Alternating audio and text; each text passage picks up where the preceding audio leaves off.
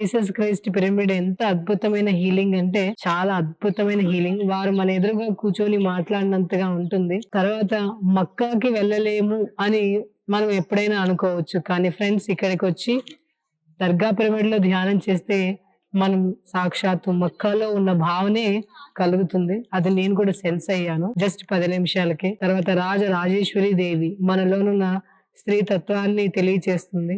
ఆది శంకరాచార్య మనలోని అర్ధనారీశ్వర తత్వాన్ని ఆయన మనకు అనుభూతి కలిగిస్తున్నారు. అంటే ఒక ప్లేస్ అని చెప్పలేము. ఇక్కడ ప్రతి ఇసుక రేణువు కూడా కాంతి రేణువుగా మన పాదాల గుండా, అణువుల గుండా ప్రవేశించి మన లోపల ఎన్నెన్నో జన్మలుగా, కొన్ని లక్షల జన్మలుగా మన లోపల పేరుకుపోయి ఉన్నవన్నీ కూడా జ్ఞానాన్ని అందుకొని అవి కూడా ఉన్నతంగా ఎదుగుతున్నాయని నాకు అర్థమైందన్నమాట.